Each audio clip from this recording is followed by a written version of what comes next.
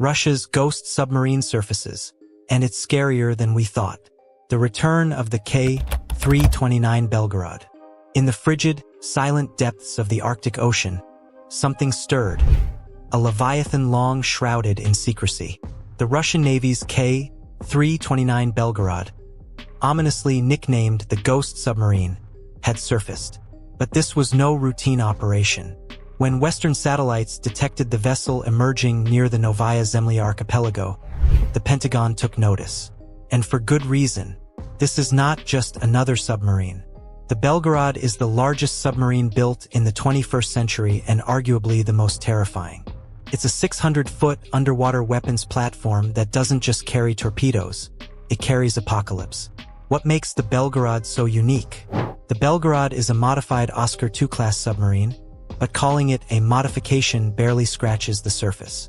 Originally laid down in 1992, construction stalled until it was revived under Vladimir Putin's naval modernization program.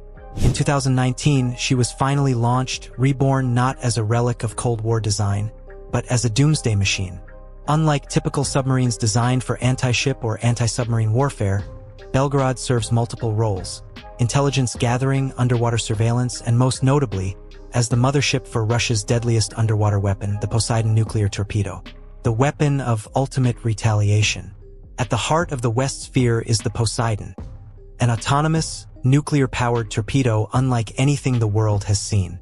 Each Poseidon is estimated to be over 20 meters long, capable of traveling thousands of kilometers autonomously, and can carry a nuclear warhead with a yield of up to 100 megatons.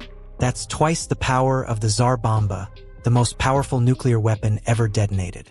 But unlike an ICBM, Poseidon isn't fired through the sky. It glides silently beneath the ocean, evading traditional missile defense systems, and can strike coastal cities or naval bases with devastating radioactive tsunamis. The Belgorod can reportedly carry up to 6 of these torpedoes. An underwater city on the move. But the Belgorod is more than just a weapon delivery system.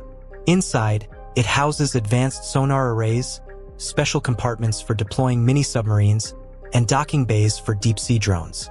It's believed to be part of Russia's secretive Guji program, the main directorate of deep-sea research. This agency doesn't report to the Russian Navy.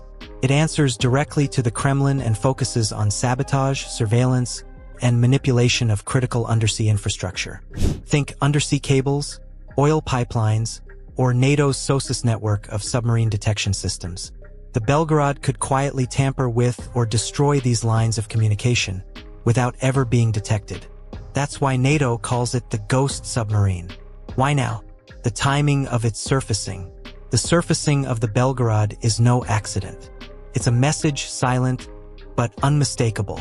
With tensions at their highest since the Cold War due to the ongoing conflict in Ukraine and NATO's expanded presence in Eastern Europe, the appearance of Belgorod near strategic waters is a geopolitical flare shot across the sky. It tells the world, Russia's second strike capability is alive, mobile, and impossible to stop. More chillingly, satellite images taken just after its surfacing showed the submarine moving toward known deep-sea trench areas. Ideal places to vanish from detection or prepare for test deployments. The intelligence community's quiet panic. Inside classified briefing rooms in Washington, London, and Brussels, the tone is changing.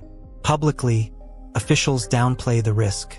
But leaked memos suggest Belgorod has already conducted trials of the Poseidon system in the Arctic, with plans to begin full operational deployment by late 2025. The U.S. Navy's P-8 Poseidon aircraft have ramped up flights in the Barents Sea. Underwater listening stations have gone dark more frequently. Suspected interference by Russian underwater drones. The question isn't whether Russia can use this technology, but when it might feel the need to. One U.S. defense analyst put it bluntly, the Belgorod and Poseidon changed the deterrence game completely. This is no longer about mutual destruction. It's about asymmetric chaos. Strategic nightmare. How do you stop it? Traditional anti-submarine warfare relies on a mix of sonar buoys, surface ships, attack submarines, and air patrols. But Poseidon upends all of that. Its nuclear propulsion allows it to remain submerged for months, far deeper than most conventional weapons can reach. And if the Belgorod releases a Poseidon, there may be no way to stop it before it reaches its target. That's why NATO is quietly pushing for a new generation of deep-sea monitoring systems, what some call oceanic NORAD. But such systems could take years to deploy and billions to develop. In the meantime, Russia has what amounts to an untraceable underwater nuclear weapon, a legal and ethical gray zone. There's also an international legal crisis brewing.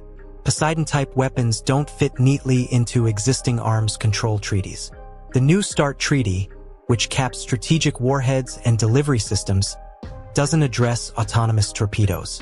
And because Poseidon isn't technically a missile, Russia argues it's outside the scope of any previous agreements. Critics say this represents a dangerous loophole, one that could lead to a new underwater arms race. China, for instance, has reportedly expressed interest in building its own version of Poseidon. The U.S. Navy has begun feasibility studies into autonomous undersea nuclear systems. Once again, the oceans may become the new frontier for strategic competition. Civil defense? There is none. What makes Poseidon so uniquely terrifying is the sheer helplessness it imposes. If launched, it wouldn't just destroy a city, it would contaminate coastlines for decades. There's no early warning radar, no evacuation protocols, no missile shield to intercept it. In effect, it's designed to make civil defense irrelevant. The concept of mutually assured destruction (MAD) worked during the Cold War because both sides knew they could detect and respond. Poseidon breaks that balance. It introduces a horrifying possibility. One side could lose everything without warning and without recourse. Russia's strategy: fear as a deterrent. Russia doesn't need to use Belgorod or Poseidon to gain an advantage. The mere existence of these platforms is enough to change strategic calculations. Every NATO naval movement, every Baltic Sea drill, now has to consider a ghost lurking below. This is deterrence by ambiguity. Keep the enemy guessing, keep them afraid. In many ways, it's classic Russian doctrine: project strength by creating the illusion of unstoppable power. But with Belgorod, it's not an illusion. The submarine is real, it's operational, and it's on the move. Conclusion: into the abyss. As of now, the Belgorod has once again slipped beneath the ice. Its exact location is unknown. Western navies have gone quiet on the matter. But under the surface, a new era of warfare is unfolding.